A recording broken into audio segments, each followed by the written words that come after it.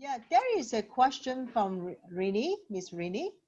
What if we don't have past data to be able to benchmark the objectives on goal setting?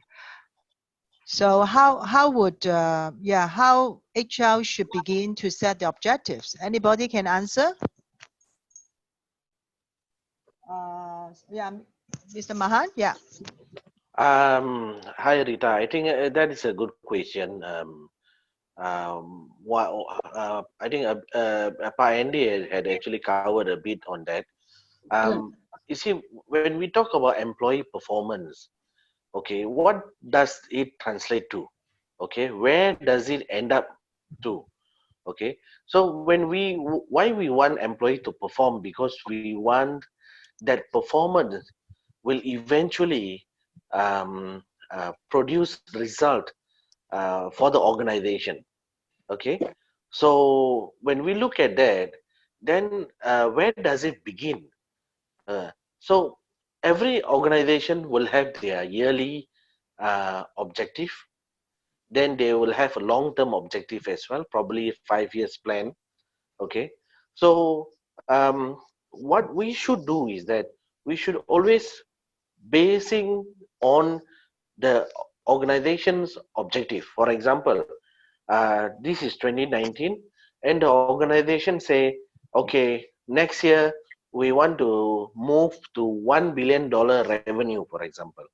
Okay, so for to achieve $1 billion revenue, every department, what are their function? What will be their contribution in ensuring the organization achieve this 1 billion benchmark?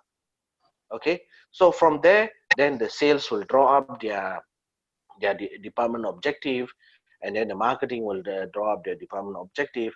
Now everybody will have to submit their objective to the board or to the higher committee, management committee, uh, telling them, look here, this is what we can contribute for the next 1 year in order for the organization to achieve this target. Okay, so we take for example HR. Okay, HR will say, okay, since you want to achieve $1 billion revenue, this is what we'll do. We will make sure that the attrition is controlled. We'll make sure the employees are engaged, are motivated. We will ensure that we will recruit more quality people. We will increase headcount by how many. We will support all the department on these particular areas.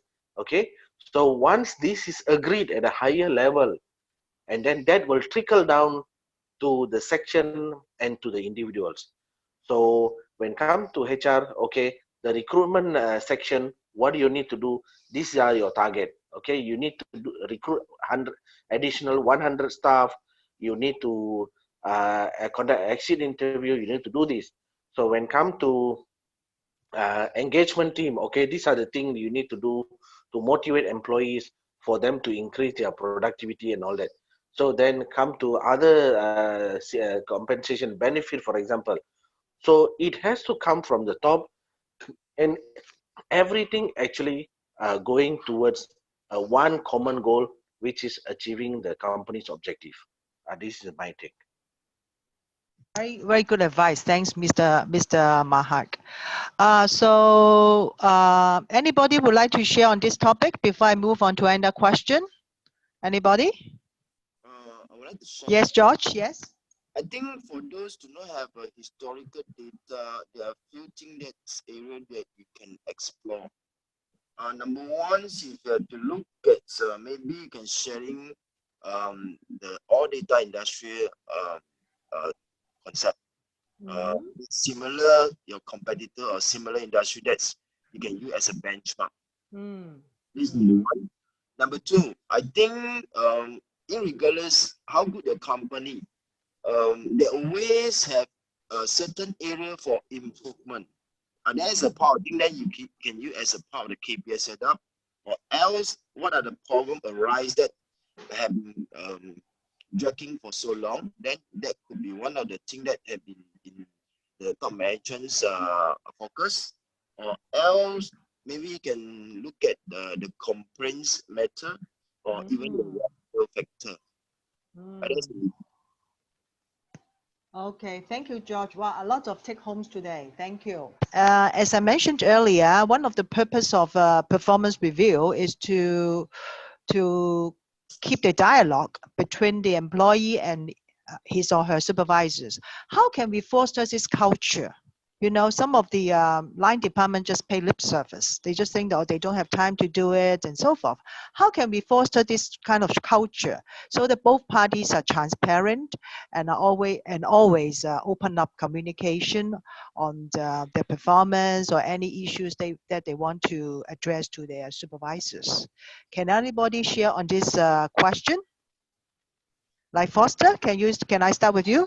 Talk about is how to simplify the existing performance management system, because most organizations, for those multinational bigger ones, they tend to have very complicated and very comprehensive performance and evaluation system.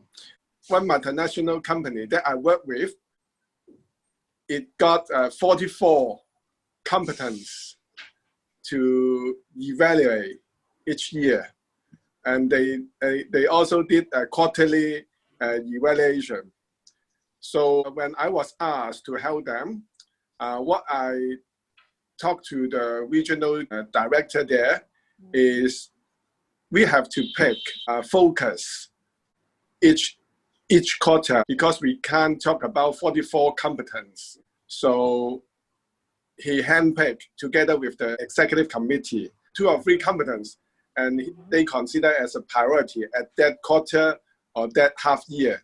And then they would do some announcement or in-house circular, and also some lunchtime briefing to communicate with the staff why they consider the upcoming 3 months or 6 months this competence as crucial. I would say this is my best experience, because we can really address the upcoming economic situation in a more proactive way and in a more limber way. Otherwise, we just stick on the old system. It's difficult. I would say it's very difficult for the followers, for those managers to follow. That's what I want to talk about. Thank you, Foster. Anybody would like to share on this question? Yeah. No? Yeah, Andy, yes, please. Yeah, I think this is our biggest problem for now, yeah, because performance review is a time-consuming job, I think. That I still didn't find the best way to manage this. Yes, we have success factor to deliver a feedback from superior to their subordinates, but in fact they rarely the performance issues on their daily activity. They just do it in the first year, in the mid-year, and at the end of the year, just for the sake of performance management system review to calculate their final rating for the performance bonus consideration, but not for not to improve their productivity, to improve their performance. That's my biggest problem in my company. I need advice from all friends here how to better manage this. Anybody can help resolving this issue for Andy? Any advice? Yes, George? Okay. Andy, I think number one, you need the management to buy in. But look at your scenario and your sharing. I think the management, since that's regard this one as a part of the routine job. What can I share with you is whereby timing. Okay, how you do the timing is we always what we Chinese say, wait for the wind to blow. you can use a part of the thing to trigger the. So what I'm trying to say is, how, if let's say you don't want to wait to be triggered, you can trigger yourself by using certain to panic them. Example, when something happened in regards to the regulations, that is a thing that you can trigger. That is a strategy you can play. Or second thing that maybe link back to the performance management, you can show them the turnover is very high if you not focus on the performance management. Because reason is the past generation and the current generation a big different. If you're comparing the past generation were willing to stay longer in the company, unlike the younger generation will leave the company if the opportunity is not come to them or the reward is not fairness to them. You get what I mean? This is one of the things that I will share with you. You rather than waiting the thing to be just as a routine job, you can trigger by your own by using on certain factor, okay, to make things your job easier and let them feel that to buy in your performance management concept. Okay, thank you. Throughout our session today, we discussed on a lot of success factors, right? Not the system itself, but success factors on how to make the management system great, okay, effective. So if I just want you to give me just one most important factor that you think will make your the system successful, what would that be? Just one. Okay, can I start with Max, Mr. Mahan? Can I start with you? Yeah, for me, fairness. That's only one thing that I think you can deploy the best technology, the best system, the best processes, but if the whole evaluation, the whole exercise is not managed fairly, I think it defeat the purpose. So I think that for me is the most important element. If you want to deploy a system. Thank you, thank you. How about Mr. Ben? What do you think? Trust is the most important thing. We have to trust the system. We have to trust our employee. We have to trust ourselves, and the system is better. Okay, great. Okay, thank you. How about George? Yeah, trust. How to buy them a trust? I would say the current very useful for me is whereby the performance management system always done end of the year. Mm-hmm. The rewards were only done once a year. Whether for existing staff or new recruits, how to buy their loyalty and how to buy their trust. They always look at how the management will deliver the promise. So that at the current stage, what I applied before is whereby we don't reward them in the year end or in the yearly basis. We reward them based on the different department function, whether it's by monthly or quarterly or half yearly. From there, then the productivity will be moved on because they receive the reward and result. Yeah. It is a two-way. What we expected the employer to be achieved and what the employer expected the reward will come in according to what we agree in the performance management system together. I see. Agree. Okay. Thank you, George. How about Foster? What will be the most important success factor in making the system great? Is the simplicity. Make everything simple. Because we are facing a large. Hello. Yeah, we are hearing. Yeah, we are listening. Okay. Yeah, just the simplicity because we are handling lots of staff having different experience and expectation.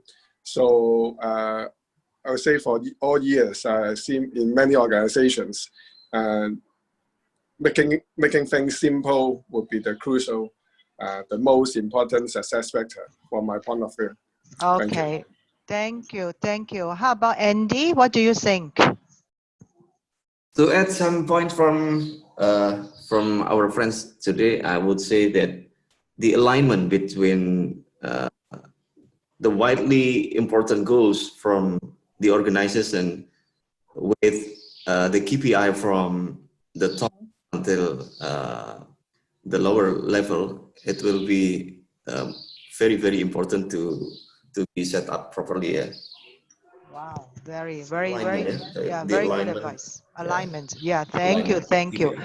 How about Miss Rini? Would you like to share on this, Miss Rini? Yes, no, no, yes, no. Okay. How about from the others who just joined us, Miss Celine or Miss Riza? Anything that you want to share, especially on this one tip, on the most important factor that makes the system great? Any more sharing on this? Okay, maybe they prefer to be a listener. Okay, so any other things to share on this topic before we conclude the session? Anybody would like to share more before we conclude it? Anybody? No. Okay. Okay. Thanks very much. I think through our discussion, we have a lot of the take home today. Thanks for the speakers today who are on a panel, who are givers, who are selfless in sharing their experience and knowledge with us. Actually, for me, I have learned a lot of new insights, which I will take on board in my company. And once again, I thank all of you for attending or participating in this very meaningful session today. And I also hope that you will find it helpful and find a lot of good ideas so that you can also apply in your own company. And so this session has been recorded, and I will send this video clip to each of you so that you can also make it as a souvenir, or you can always listen to it so that you also learn something from our speakers today. So once again, thank you again, and have a very nice Saturday and enjoy your weekend. Thanks a lot. Thanks a lot for your support. Thank you. Thank you, Bye-bye. Rita. Thank you Bye. all. Thank you, Master Bye. Thank Rita. you.